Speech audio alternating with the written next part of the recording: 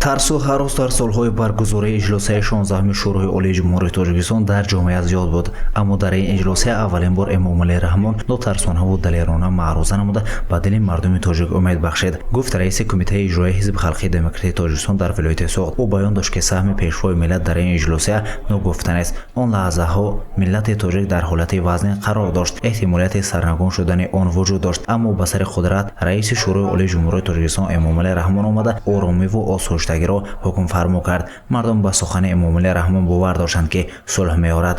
Лекин баромади аввалини пешвои муаззами миллати бинем агар он қадар ҷасурона, далерона, нутарсона, ҳадафмандона, шояд ки ҳамонҷо ба чандин одамое ки тамошо кардаги гуфта бошам, аз он ҷумла мумкин агар ман ба як кас дигар мумкин гӯядага ман мегуфтам мумкин ҳамин ҳамвақт барсон муобот карда гуфта падари худам масалан ҳамин якум баромади ҷаноб волӣ дида ҳамин одам Тоҷикистон обод мекунад, тинҷ мекунад, оянда мебарад. Ман бовар дорам ки кадом одаме ки амрӯз дида буд барои вай сухан худаш баромад карданашон меҳру муҳаббати амрӯ сухан як далерона гап заданашон эътимоднок гап заданашон дили ҳазорҳо мардуми тоҷикра як шӯъбаи умеда додагӣ буд. дар идома баён дошт ки имрӯз дар ҳама гуна ҳолат президенти мамлакат ҷонибдори сулҳ ҳастанд, чун рӯзҳои сахту сангини миллати тоҷикро диданду як давлати харобгаштаро ба кишвари пешрафта мубаддал гардониданд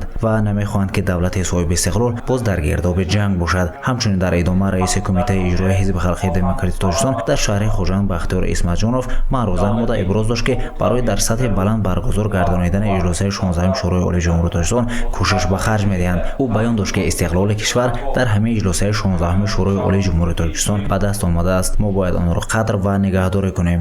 воқеан ҳам истиқлоли давлатӣ дар ҳаёти зани тоҷик таъсири амиқе гузошт. занону бонувон ҳамчун фарзандони ин сарзамини марзу буми аҷдодӣ ба раванди таҳким бахшидани корҳои созандагиву бунёдкорӣ фаъолона ворид гаштаанд. маҳз дар шароити соҳиби истиқлолӣ онҳо тавонистанд собит намоянд ки дар баробари рисолати модариву ҳамсарӣ рисолати роҳбариро низ метавонанд сарбаландона иҷро намоянд. воқеан ҳам дар даврони соҳибистиқлолӣ ватани азизамон аз ҷониби ҳукумати кишвар ва президенти мамлакатамон ҷиҳати ҷалби занону бонувон ба хизмати давлатӣ бисёр тадбирҳои зарурӣ ва саривақтӣ андешида шудааст. 30 соли созандагӣ бо пешвои миллат ин сухани аввалини муовини раиси шаҳри Хуҷанд Фирӯза Нуруллозода дар мези мудаввар буд, аммо дар идома баён дошт ки чанд рӯзи ҷанг барои мардуми тоҷик чӣ қадар дарду ранҷ овард. аз ҳодисаҳои ба сари миллати тоҷик омада ёдовар шуда баён дошт ки ин амалҳо барои ҳар як тоҷик дарс шавад, то ҳамеша ҷонибдори сулҳу субот бошем, зеро ҷанг ҳеҷ вақт давлатеро обод накардааст, танҳо харобиҳо ба миён мегузорад. бисёр вазнин бар мову шумо омадааст ки нигоҳ доштани анҳамаи сулҳу субот як ҳодисае ки дирӯз ба вуқӯъ пайваст мо занҳо санаи 16 сентябр дар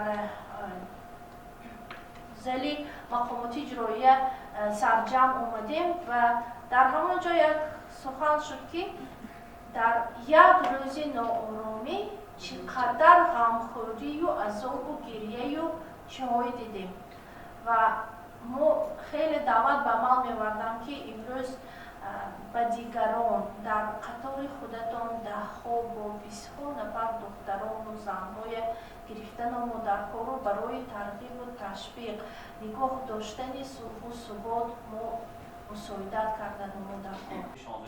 дар идома занҳои фаъоли шаҳри Хуҷанд доир ба масъалаҳои 30 соли истиқлолияти давлати маърузаҳо қироат намуданд. гуфта шуд ки пешвои миллат ваъдаи додаи худро ки мегуфтанд ман ба Тоҷикистон сулҳ меоранд иҷро намуданд.